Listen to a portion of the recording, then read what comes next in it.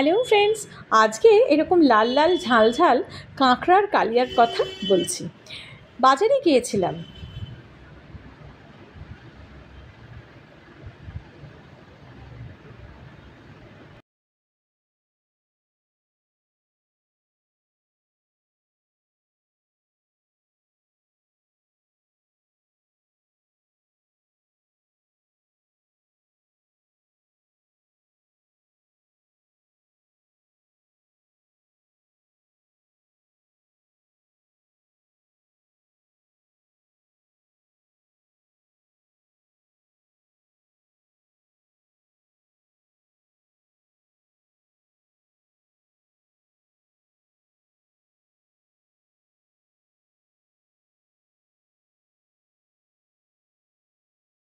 বাড়িতে ফিরে কাঁকড়ার খোলাগুলোকে আলাদা করে রাখলাম।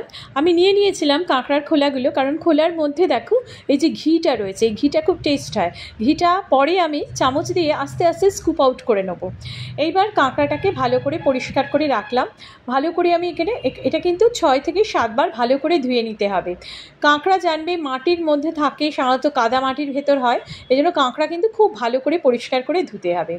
এই রান্না করার জন্য আমার লেগেছে একটা বড় পেঁয়াজ। আমি 500 গ্রাম কাঁকড়া, অর্থাৎ 4টে বড় বড় পিসের কাঁকড়া ছিল, তার জন্য একটা বড় পেঁয়াজ নিয়েছি। বড় যদি না হয় তাহলে পেঁয়াজটা 2টো পেঁয়াজ নিতে হবে।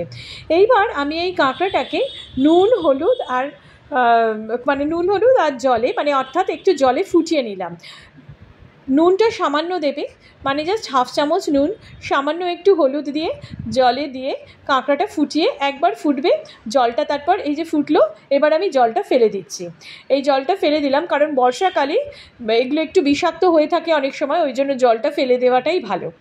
এই ফেলে দেওয়ার পরে এবার আমি কড়াতে সর্ষের তেল দিয়েছি, 1 চামচ সর্ষের তেল দিয়েছি। তাতে আমি পেঁয়াজ কুচি দিয়ে দিলাম আর টমেটোটাও দিয়ে দিয়েছি। টমেটো একটা গোটা বড় টমেটো অথবা 2টো ছোটো ছোটো টমেটো, এইটা হচ্ছে হিসেব। এবার টমেটো আর পেঁয়াজ কুচি ভালো করে ভাজা ভাজা হচ্ছে, তার ভিতর আমি রসুন কুচিও দিয়ে দিয়েছি আর দিয়েছি আদা বাটা। আদা, পেঁয়াজ, রসুন আর টমেটো এই মশলাটাই প্রথমে ভালো করে কষে নিতে হবে, বেশ ভালো করে ভাজা ভাজা হবে। এই ভাজা ভাজা হতে হতে আমি দেবো এতে সামান্য একটুখানি চিনি আর নুন।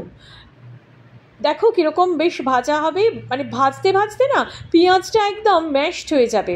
পরে আর পেঁয়াজটাকে তুমি আলাদা করে আইডেন্টিফাই করতে পারবে না। এই রকমই ভাজা ভাজা হতে হবে, না হলে পেঁয়াজটা কচকচ করে। সেই জন্য পেঁয়াজটা ভালো করে ভাজা ভাজা করে নিয়ে তোমার এইভাবে ভাজা ভাজাটা হবে। দেখবে তেল ছেড়ে আসছে, সামান্য একটু জল দেবে, জল দিয়ে আবার কিন্তু মশলাটাকে আরেকটু নাড়াবে। তাতে কী হবে, মশলাটার গ্রেভিটা খুব ভালো আসবে।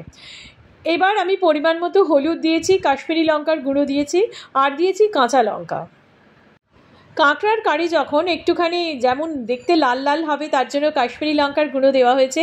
আর একটু ঝাল ঝাল হবে, এই ঝাল করার জন্য শুকনো লঙ্কা আর কাঁচা লঙ্কা দুটোই আমি দিয়েছি। এবার কাঁকড়াগুলো আমি দিয়ে দিলাম। বেশ দেখো তেল ছেড়ে আসছে যখন মশলাটা থেকে, তখন আমি কাঁকড়াগুলো দিয়ে দিচ্ছি। কাঁকড়া দেওয়ার পরে আরেকটু সামান্য নুন দিতে হবে, কারণ আমি গ্রেভিটা যখন বানিয়েছিলাম সেই সময় একটু নুন দিয়েছি, আর কাঁকড়াগুলো নুন জলে সিদ্ধ করা হয়েছিল, ওই জন্য খুব সামান্য পরিমাণ কিন্তু নুন দিতে হবে। দিয়ে এবার একটু নাড়িয়ে নিয়ে একটুখানি জল ঢেলে রাখতে হবে। 7 থেকে 8 মিনিট ফুটলেই রান্না রেডি। নামানোর আগে গরম মশলার গুঁড়ো দিয়ে নামাবে। ধনেপাতা কুচি যারা ভালোবাসো তারা ধনেপাতা কুচি দিতে পারো। এই হয়ে গেল রেডি কাঁকড়ার লাল লাল ঝাল ঝাল কারি। অবশ্যই তোমরা কিন্তু এটা ট্রাই করে আমাকে কমেন্ট করে জানিও কেমন লাগলো রান্নাটা। আর প্লিজ লাইক, শেয়ার, কমেন্ট আর সাবস্ক্রাইব করো চ্যানেলটাকে। Tata, enjoy.